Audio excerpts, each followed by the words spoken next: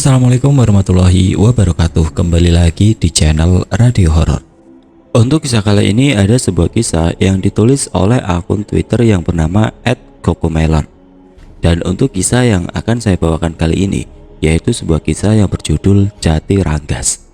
Sebelum kita masuk ke ceritanya, tekan dulu tombol like video ini dan jangan lupa tekan juga tombol subscribe channel ini.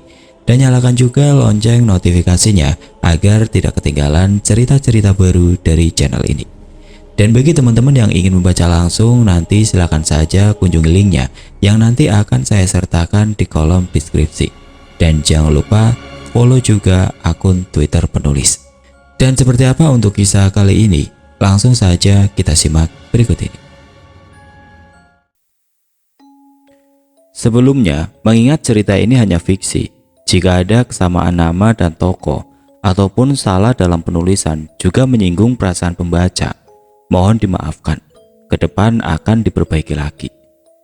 Keraja, kota kecil di pesisir pantai selatan Jawa. Di rumah kecil peninggalan karyawan kereta api, terlihat seorang ibu yang sedang menyuapi anaknya di halaman rumah. "Le, kesini, makan dulu." Anak berkulit sawo matang itu mendekat sambil membuka mulutnya, bersiap menerima suapan dari si ibu. Sesekali terdengar suara lonceng kereta api, menandakan kereta akan berangkat. Siapa sangka kota kecil ini memiliki stasiun tersibuk di pesisir Jawa Tengah. Stasiun penghubung jalur kereta dari arah barat dan timur. Sesaat sedang asik bermain dengan ibunya, dari belakang pria berpostur besar menjambak perempuan yang sedang menyuapi anaknya. "Perempuan bodoh. Kenapa anak ini dirawat? Ini anak dari suamimu yang kemarin kan?" Anak kecil itu pun tersentak kaget, lalu perlahan menjauh. Waluyo, pria berumur 25 tahun, kesehariannya bekerja sebagai karyawan di stasiun Keraja. Laki-laki ini menikahi janda anak satu yang berumur tidak terpaut jauh dari dirinya. Ia berulang kali mengingatkan kepada istrinya agar anak yang ia bawa dititipkan saja ke orang tuanya. Lain halnya dengan Saliem, janda anak satu ini sangat sayang dengan putra semata wayangnya semenjak suami yang pertama meninggal. Waluyo memang terkenal temperamen, bahkan teman sesama karyawan pun enggan berbincang dengannya pada saat jam istirahat. Kembali ke anak kecil itu. Dari kejauhan ditatapnya pria yang baru saja menghajar ibunya. Plak, gak terima. Tanpa disadari darah mengucur dari hidung. Anak itu menahan tangis dengan menggigit bibirnya, karena jika ketahuan menangis, pukulan akan diterima anak itu lagi dan lagi. Dilihat dari sudut manapun, banyak memar dan bekas sundutan rokok dari pria yang dengan terpaksa dia panggil ayah. "Yang sabar ya nak. Maaf, ibu belum bisa jadi ibu yang baik untuk kamu," kata ibunya saat pria itu melangkah pergi. Siang berganti malam. Dalam pelukan ibunya, si anak bertanya-tanya dalam hati mengapa ayahnya tidak pulang. Bukan karena sayang, mengingat perilaku pria biadab itu. Tentu si anak ingin jika ayahnya tidak usah pulang selamanya. Dia hanya terenyuh melihat ibunya yang sering melamun jikalau suaminya tidak pulang.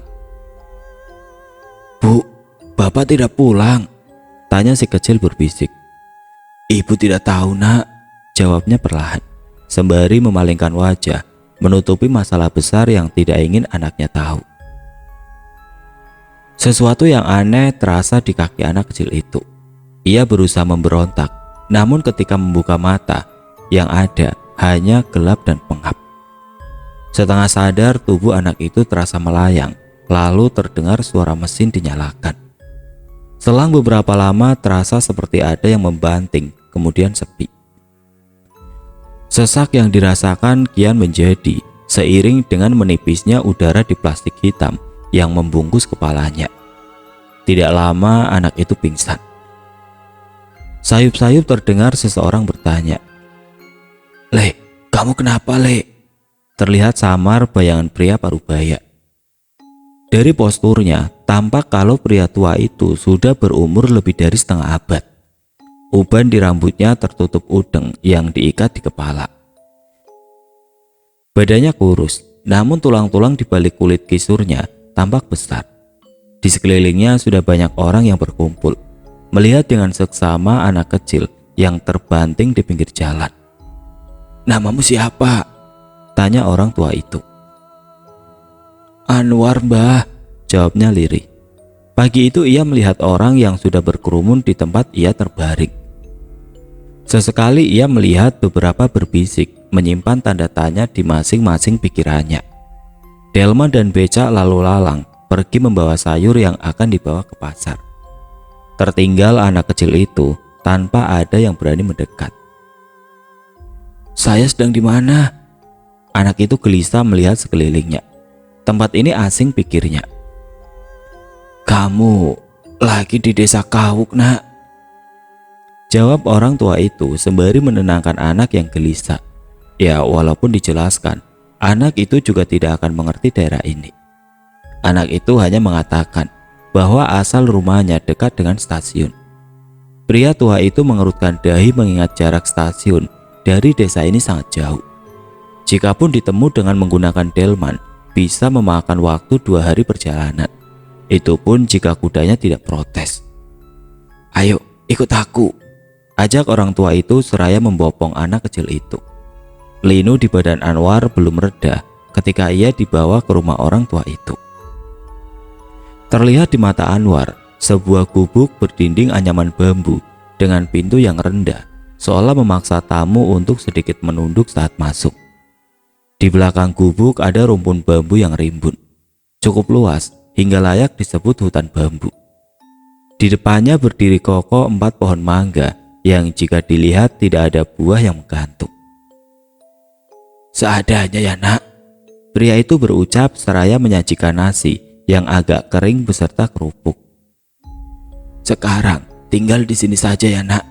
Oh ya, aku Supar." Orang tua itu memperkenalkan diri.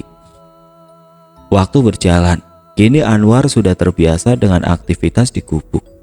Setelah sebelumnya dia banyak termenung dengan tatapan kosong. Sehari-hari, Anwar menemani Mbah Supar mencari kayu bakar. Ada kalanya di sela-sela mencari kayu, Anwar terdiam di depan pohon, seperti memperhatikan sesuatu di atasnya. "Kamu bisa melihatnya, Nak?" Pertanyaan yang menyentak lamunan Anwar.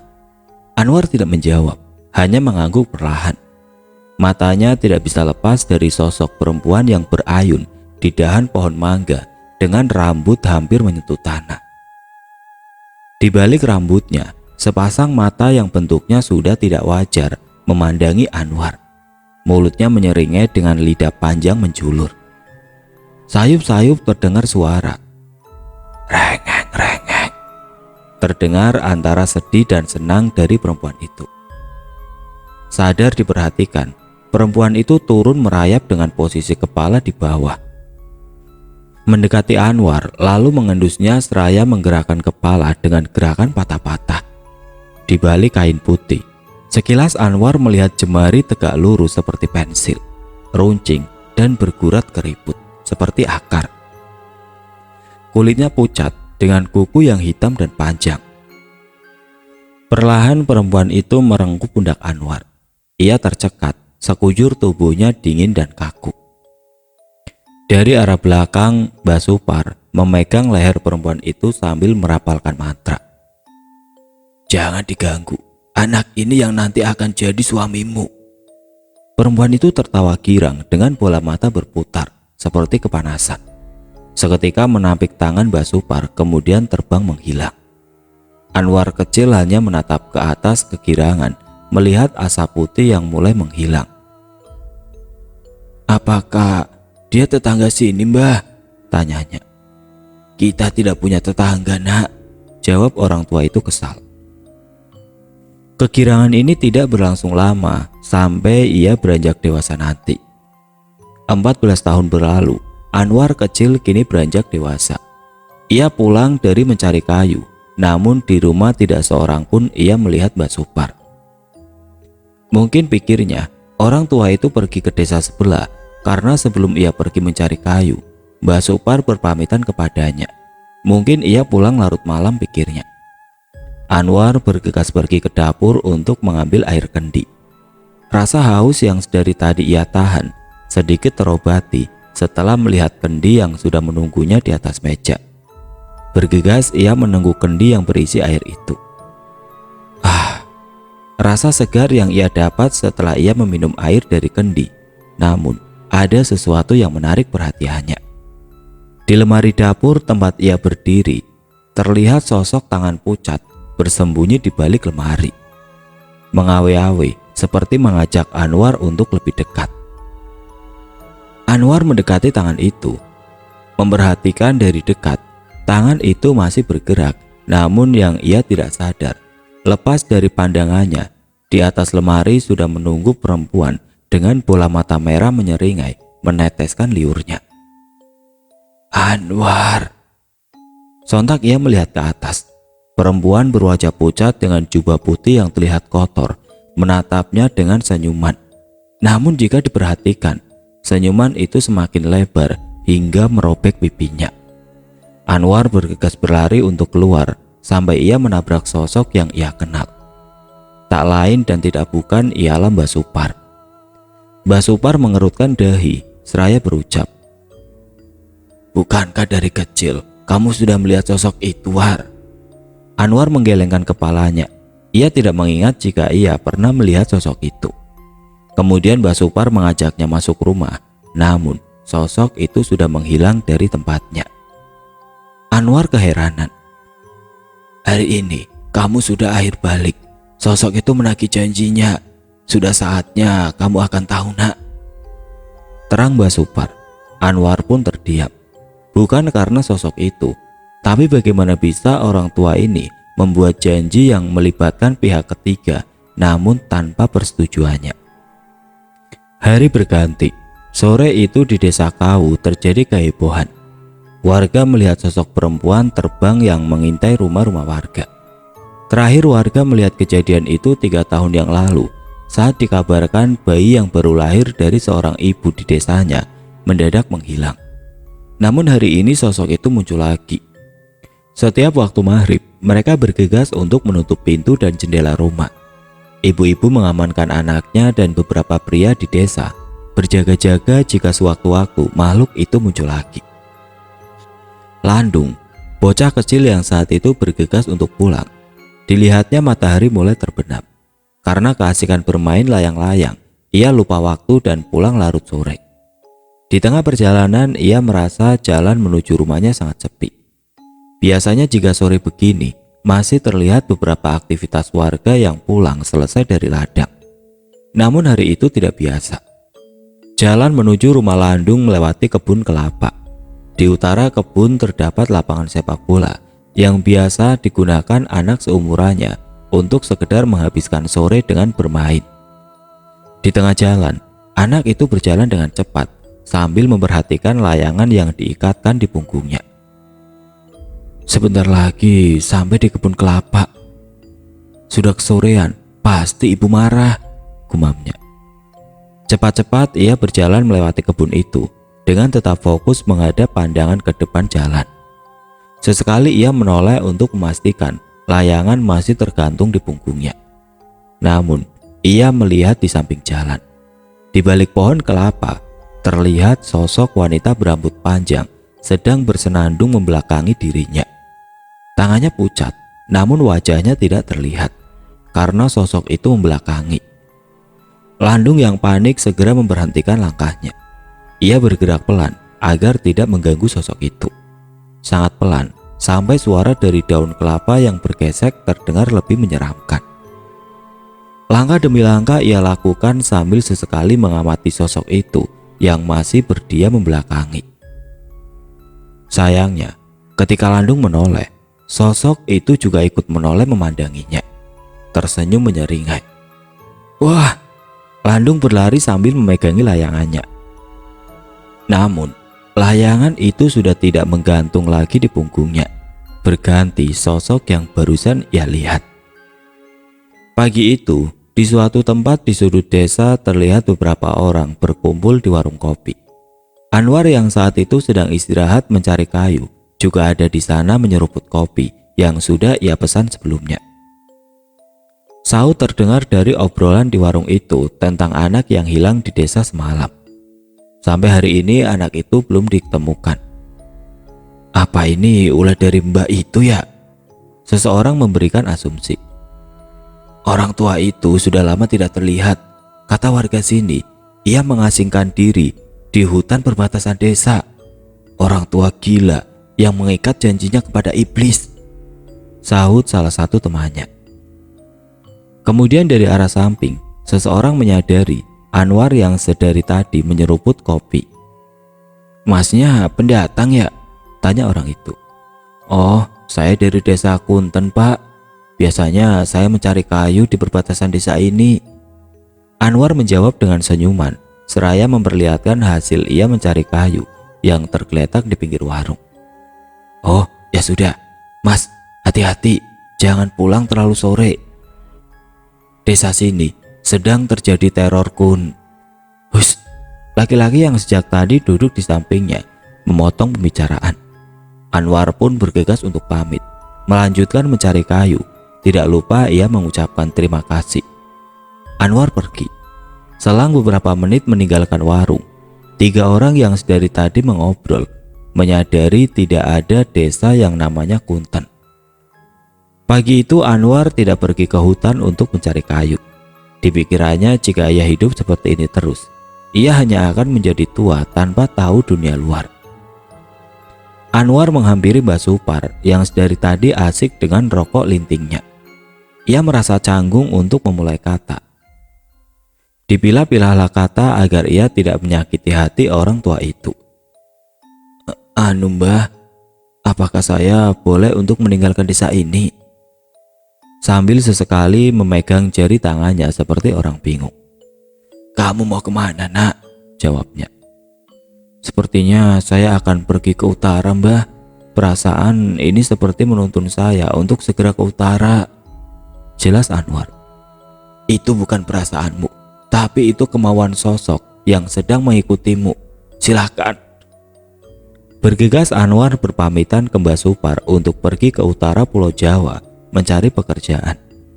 Mbak Supar hanya mengangguk sambil menghisap rokok lintingnya. Perjalanan dari desa ke jalan utama hanya bisa dilakukan menggunakan delman. Siang itu ia pergi menggendong tas dan sesekali melirik jika ada delman yang lewat.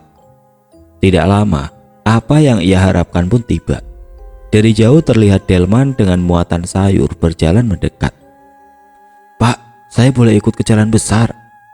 Anwar menanyakan sembari berharap.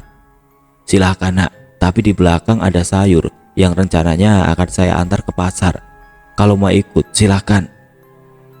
Orang berperawakan kurus dan berkumis tebal itu mempersilakannya. Bergegas Anwar naik di sela-sela sayur yang berada di kursi penumpang itu, sambil sesekali melihat sawah-sawah yang baru memasuki masa tanam. Angin pesisir yang berhembus melengkapi perjalanan mereka. Sesekali ia melihat kusir itu membuka setengah kemejanya sambil mengibas-ngibas pelan. Rencana kamu mau kemana nak? Tanya kusir membuka obrolan memecah keheningan. Saya mau nyari bis yang akan berangkat ke utara pak. Loh, sekalian saja kamu ke pasar. Banyak kendaraan di sana nak. Kemudian dilanjut ke terminal. Kusir itu menawarkan solusi dan Anwar pun mengangguk tanda setuju. Sambil terus memperhatikan, kusir itu seperti bergumam sendiri. Biasanya nggak begini. Benak sang kusir, ia memperhatikan kudanya seperti rewel, bergerak ke sana kemari, agak sulit untuk dikendalikan. Kemudian ia mencuri pandang ke belakang. Anak itu kurus, tapi rasanya delman ini sangat berat. Sesampainya di terminal, Anwar menunggu bis dengan tujuan Solo. Lalu dilanjutkan dengan bis kecil ke utara Jawa. Anwar merasa sangat kelelahan. Padahal dari tadi dia hanya tertidur. Wajahnya memerah, keringatnya bercucuran. Saat duduk di dalam bis, Anwar merasakan firasat aneh. Seperti ada yang memandangi dari bangku belakang. Tapi yang terlihat hanya sekumpulan penumpang yang sedang tertidur. Ia mencoba lagi untuk memejamkan mata, namun seseorang membangunkannya seraya memberikan sesuatu. "Dompetnya mas, tadi jatuh." Kemudian orang itu bergegas ke kursi belakang. Setengah heran ia memasukkan kembali dompetnya ke dalam kantong. Sensasi panas di tubuh ini masih ia rasa. Tiba-tiba dari arah belakang menepuk pundak Anwar. Terlihat anak muda berumur 25 tahun, berkulit kuning dengan rambut yang diikat ke belakang, tersenyum kepadanya. "Mas, yang di bawah dilepas dulu ya." Laki-laki itu melepaskan tangannya yang masih berada di pundak. Seketika Anwar merasakan sensasi dingin menggigil. Senyuman intimidasi laki-laki itu membuat Anwar berpikir, apa dia bisa melihat? Laki-laki itu meminta izin untuk duduk di sampingnya. Anwar mempersilahkan dengan memberi kode tangan. "Aku Anggara mas, bagaimana rasanya masuk di wilayah Mataram?" "Gawan dari jauh tidak akan kuat ketika dikeroyok abdi-abdi mas. Jadi ya lebih baik dilepaskan dulu."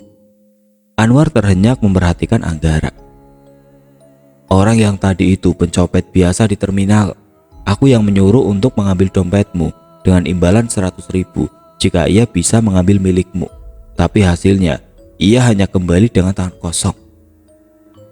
Raut wajah yang takut itu membuktikan ada sesuatu di dalam dirimu. Anggara menjelaskan. "Lagian, siapa yang tidak takut jika melihat tangan pucat itu mengintip dari kantongmu?" Angga tertawa. Bus berhenti. Anwar bergegas turun dari bis, diikuti dengan laki-laki itu. Ia bertanya, "Mau kemana mas?" Anwar menggeleng menjawab pertanyaan laki-laki itu. "Ikut aku aja, aku juga sedang bekerja di sini." "Kerja apa mas?" tanya Anwar. "Mencari yang tidak bisa dicari." Laki-laki itu berjalan diikuti oleh Anwar di belakang. "Kamu di mana enggak? Cepat datang ke sini. Tak tunggu sampai sebelum maghrib." Suara telepon ditutup. Angga bergegas mengajak Anwar mencari ojek. Lama perjalanan mereka tempuh menggunakan ojek. Semakin menginjak sore, semakin jauh juga mereka menjauh dari jalan utama. Anwar memperhatikan sekitar. Di samping jalan terlihat pohon jati berdiri tersusun rapi. Jarak tanam yang rapi ini membuktikan hutan jati ini milik perkebunan. Tiba-tiba ojek yang mereka tumpangi pun berhenti. Raut wajah dari pengendara ojek tadi pun seperti ketakutan. "Mas, aku tidak bisa mengantar sampai tujuan. Aku takut, apalagi ini sudah mulai maghrib." Mereka pun turun menyelusuri jalan setapak. Anwar menyadari tanah ini tidak seperti di selatan. Tanah kapur, menanjak dan terjal. Matahari mulai membenamkan diri, menandakan sebentar lagi malam akan tiba. Garis cakrawala yang berpendar sebagai bukti bahwa aktivitas nyata mulai berganti dengan yang tidak nyata. Di dalam hutan yang gelap, terlihat dua laki-laki yang terus melakukan perjalanan. Anwar merasakan sensasi yang aneh saat memasuki hutan ini. Dalam benak hatinya, ia berpikir, hutan ini tidak biasa. Ia juga memperhatikan Angga yang sesekali menengok ke belakang, memperhatikan sudut gelapnya hutan jati. Namun yang menjadi perhatian Anwar adalah di balik pohon jati itu mengintip sosok wajah berbalut kain lusuh, mengikuti setiap langkah perjalanan mereka. "Apa jenengan dengar itu mas?" Anwar mempercepat langkahnya mendekati Angga yang tampak memperhatikan sesuatu. "Suara jeritan itu," tegas Angga. "Iya, aku mendengarnya." Mereka berhenti. Di depan jalan setapak sudah berdiri sosok putih dengan kain lusuh terikat. Sesekali terdengar suara tangis sendu dari sosok itu. Hutan ini menjadi saksi pergantian masa kelam yang setiap waktu kita jalani. Aku pikir kamu tidak bisa melihat sosok itu. Tempat ini menjadi saksi bagaimana orang-orang Samin dibuang dan dibantai, dimanfaatkan tenaganya hanya untuk kepentingan pribadi. Ya, orang Samin terkenal dengan tenaga kuatnya. Konon kekuatan satu orang Samin setara dengan kekuatan 5 orang biasa. Karena kekuatannya itu membuat orang-orang ini dikenal memiliki sifat bebal. Mereka hanya mendengar dan menghormati bupati. Dulu sekali. Angga melanjutkan ceritanya sambil sesekali memperbaiki ikat tali dari sosok pocong itu, seperti ikatan pita. Hutan ini milik orang Samin. Sampai suatu bangsa dari luar wilayah datang, melihat emas hijau ini menjadi potensi jika dimanfaatkan. Entah baik atau buruk, hanya mereka yang tahu. Dengan memanfaatkan kelemahan orang Samin, mereka membujuk para bupati untuk menggunakan emas hijau ini sebagai penggerak lokomotif yang saat itu menjadi transportasi yang vital. Orang-orang Samin membuat hutan jati ini sesuai arahan bupati yang ia dengar. Hanya beberapa malam, hutan seluas ribuan hektar ini habis ditebang. Namun, balasan yang diterima orang Samin tidak setimpal. Sebagian dari mereka dibantai oleh orang dari wilayah luar. Anugerah kekuatan itu seperti ancaman. Sebagian lagi dikirimkan keluar Jawa untuk dimanfaatkan tenaganya lagi. Jasad mereka yang terkubur di sini sudah melebur dengan emas hijau yang kembali ditanam, menyisakan dendam yang belum terselesaikan. Angga beranjak dari tempat ia berdiri, membersihkan celananya yang berdebu. Sosok itu masih berdiri memandangin Angga. "Oh ya, aku lupa melepas talinya," ucapnya. 2 jam berlalu, Anwar terlihat kelelahan. Namun ia melihat di depan Angga masih terus berjalan. Tiba-tiba ia berhenti. "Kita sudah sampai." Terlihat dari bawah, tenda yang terbuat dari terpal. Di depannya sebuah tungku yang masih mengepulkan asapnya. Di sampingnya terlihat mesin kompresor dan selang melingkar berserakan. Mereka pun turun. Angga membuka tenda itu. Terlihat 12 pria yang sedang beristirahat. "Gimana? Sudah malam ini, malah datang," ucap seorang yang sedang duduk sambil memperhatikan. Angga hanya tersenyum sambil melirik ke samping. "Oh, iki Mas Anwar, orang yang pengen ikut kita." "Yakin gak?" Angga mengangguk. Anwar masih bingung dengan suasana ini. Apa yang mereka cari sampai harus berdiam di dalam tenda di tengah hutan begini? Kemudian dari arah depan seseorang laki-laki menyodorkan tangannya, menawarkan sebungkus rokok. Anwar pun menerimanya. Setidaknya udara dingin hutan ini terobati dengan asap rokok yang mengepul. Gerak-gerik laki-laki itu seperti sedang mencari sesuatu. Kemudian ia berdiri, mengambil tas yang tergantung di tiang tenda, lalu memberikan selembar kertas kepada Angga. Terlihat seperti peta.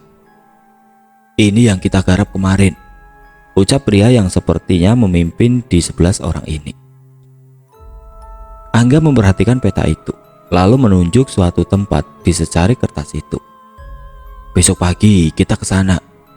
Lalu laki-laki itu menghampiri 11 orang yang sedang duduk, memperingatkan mereka agar besok segera berangkat dan mempersilahkan untuk beristirahat.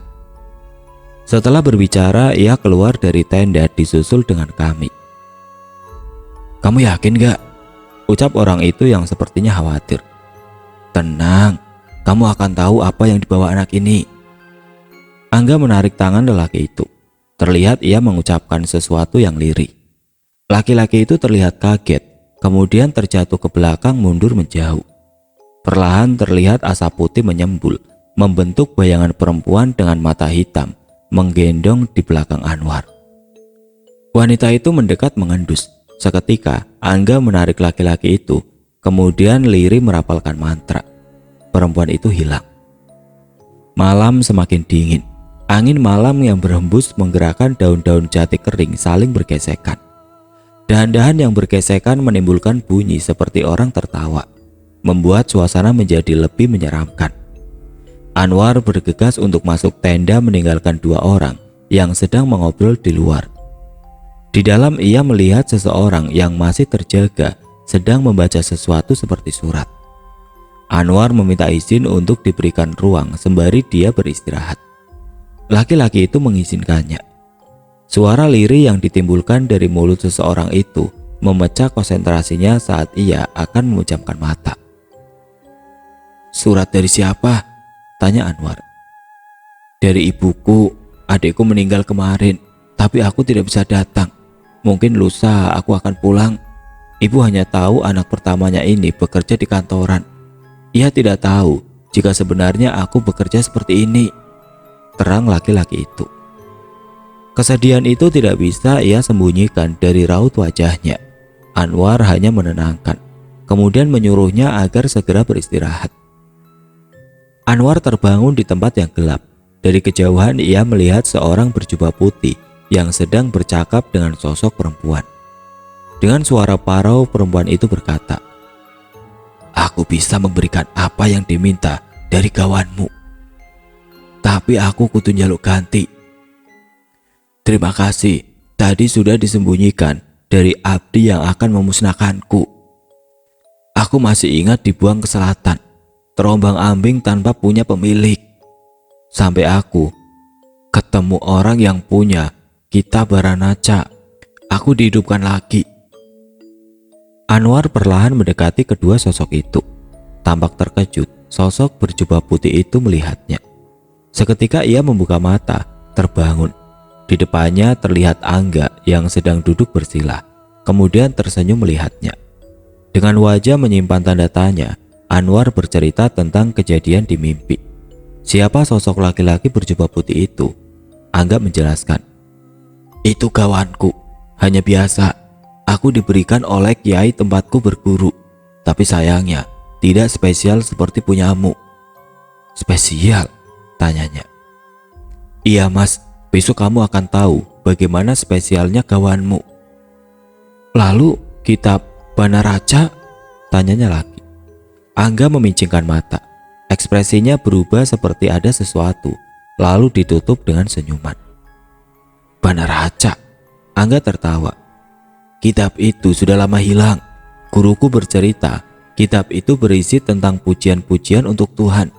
Bertuliskan tulisan-tulisan Arab kuno, terdiri dari 141 halaman, tapi di halaman 34 tidak ada yang pernah tahu, tersobek. Entahlah, konon ketika tulisan di halaman itu disusun secara terbalik, berisikan mantra untuk menghidupkan orang yang sudah mati, lalu mengikat jiwa yang mati ke media yang masih hidup." Sinar mentari pagi masuk di sela-sela dedaunan pohon jati. Angga membangunkan Anwar yang masih tertidur. "Ayo mas, kita berangkat." Anwar terbangun mencuci muka dari botol kemasan yang ia bawa. Laki-laki yang kemarin malam juga ikut terbangun, lalu menyiapkan peralatan, membaginya kepada 11 anggotanya. Selang panjang digulung, kompresor digotong. Mereka beranjak menelusuri jalan berbatu di tengah hutan jati. 1 jam berjalan mereka berhenti. Di depan tebing batu kapur, kompresor dan selang diturunkan. "Kamu yakin di sini tempatnya enggak?" "Iya, saya yakin. Segera disiapkan saja." Kompresor dinyalakan. Anwar melihat alat itu mirip seperti yang dipakai di tempat tambal ban. Namun di kran gas sudah dimodifikasi untuk dipasang beberapa selang. Terpasang 11 selang. Laki-laki itu memberi tanda ke anggotanya untuk segera mengambil selang yang sudah terpasang. Terlihat lubang sempit di celah-celah batu kapur. Lubang yang hanya dimasuki 1 orang dengan posisi merayap. Masing-masing masuk melalui lubang itu dengan membawa selang oksigen. Sesekali mereka memasukkannya ke mulut, menghisapnya, kemudian menghembuskannya. 1 orang masuk, merayap ke lubang itu, disusul dengan yang lain sambil membawa selang di masing-masing tangan mereka. "Apa kayak begini caranya?" tanya Anwar kepada Angga. "Iki cara yang paling murah mas," jawabnya singkat. Daerah ini memang terkenal dengan tambang ilegal. Berbekal kompresor dengan selang yang terhubung, seseorang akan masuk melalui celah-celah sempit bukit kapur, menuju lubang yang gelap tidak berujung. Dan seseorang lagi menunggu di atas, menjaga kompresor agar tetap hidup. Biasanya orang yang menjaga ini akan menunggu selang bergerak seperti ditarik-tarik, menandakan seseorang di bawah menemukan sesuatu yang bisa dijual. Bisa batu, atau fosil kayu. Mengingat daerah sini ratusan tahun dulu terkenal dengan pohon jatinya. Sudah banyak terjadi kecelakaan untuk melakukan aktivitas ini. Karena biasanya mereka masuk secara berbarengan di celah sempit. Ketika teman di depan meninggal karena keracunan oksigen, mau tidak mau jasadnya harus ditinggal dan berpindah mencari tempat yang baru. Bagaimana jika temanmu di belakang yang meninggal? Entahlah. Anwar berdiri menunggu, ditemani Angga serta laki-laki yang sedang memperhatikan selang, menunggu ada tanda tarikan. Kemudian mengangguk kepada Angga, terlihat seperti kode. Bergegas Angga berteriak, "Yang sing ora ana wujude, sumpah niki kula ndamel kagem Ndoro Putri. Kula sembahkan 11 nyawa iki kagem kawanmu. Jadilah, maka jadilah." Matahari yang pada saat itu terik tertutup oleh gelap mendung yang tidak tahu dari mana arahnya. Anwar merasakan panas yang teramat, seperti sesuatu keluar dari tengkuk lehernya. Terlihat wanita berambut acak terurai keluar terbang menghampiri Angga. Seketika Angga bergegas menarik tuas keran oksigen dari kompresor. Dengan cepat, laki-laki yang menjaga mematikan mesin itu. Selang bergerak dengan cepat, tarikan demi tarikan dirasakan melalui selang dari bawah. Kemudian hening, selang tidak bergerak lagi. Esoknya mereka kembali ke tempat itu. Dari atas celah sempit itu, muncul tunas seperti akar kayu berukuran 30 cm menjulang. Mereka bertiga menggali dan menggali. Terlihat bongkahan kayu berdiameter 6 meter. Di tengah-tengah terlihat guratan 11 nama bertuliskan dalam tulisan Jawa. Matahari mulai terbenam, menunjukkan waktu yang akan beranjak sore. Mereka bergegas pulang menuju tenda. Di sepanjang perjalanan tidak ada yang berbicara, menyimpan pertanyaan di benak diri Anwar. Sesampainya di tenda, Angga bergegas masuk ditemani orang itu. Meninggalkan dirinya yang sedang beristirahat di depan api yang dibuat. Dari arah tenda, keluar laki-laki itu membawa 11 tas milik orang yang baru saja mereka bunuh. "Bakar saja mas, jangan meninggalkan bukti," sahut orang itu kepada Anwar. Ia menuruti, mengambil sebagian isi tas dan membakarnya. Di tengah lamunan, terlihat kertas yang terbakar di ujungnya bertuliskan "Untuk yang tercinta". Disusul dengan kertas map berisikan surat-surat lamaran dan data diri. Adapun yang bertuliskan "Surat untuk ibu". Anwar bergegas masuk ke dalam tenda. Rasa lelah yang ia rasakan menandakan agar ia segera untuk beristirahat. Anwar pun tertidur. Ia terbangun di sebuah kamar yang gelap. Terlihat dari kejauhan sosok wanita berjongkok dengan rantai terikat ke belakang. Di ujung rantai terlihat 10 pemuda dengan ekspresi sedih menunduk. Di depan wanita itu terlihat mayat yang sedang ia nikmati. Kemudian melihat Anwar yang sedang berdiri, tersenyum mendekati. Suara wanita itu berjalan seperti menyeret rantai di belakangnya. "Bojoku yang sudah besar, nanti kamu bakal ngerti bagaimana mainan ini berjalan. Aku sudah terikat sama jenengan mas. Aku butuh makan. Gantinya aku bakal cari apa yang mas mau, apapun itu." Anwar terbangun. Terlihat di luar masih gelap. Badannya merasa sangat segar sekali. Dari arah luar terdengar suara laki-laki. "Aku sudah dapat akarnya. Ya, kirim besok. Aku carikan lagi pekerja. Yang kemarin tidak ada yang betah." Esok paginya Angga mengajak Anwar pergi ke jalan utama. Menunggu sesuatu katanya. 30 menit berlalu, tidak terlihat apapun dari arah jalan. Ia menghidupkan rokok melepas rasa penat atau sekedar menghabiskan waktu untuk menunggu. Kemudian Angga berdiri dari tempat ia duduk. Tersenyum. "Itu sudah datang." Ia menunjuk sebuah truk berisikan pemuda yang ada di bak belakang. Sopir berhenti di depan Angga berdiri. Satu persatu pemuda itu turun. Namun Anwar tersadar. Satu sosok laki-laki yang sedang turun. Dialeknya terdengar sama seperti Anwar. Dialek khas Ngapak pesisir.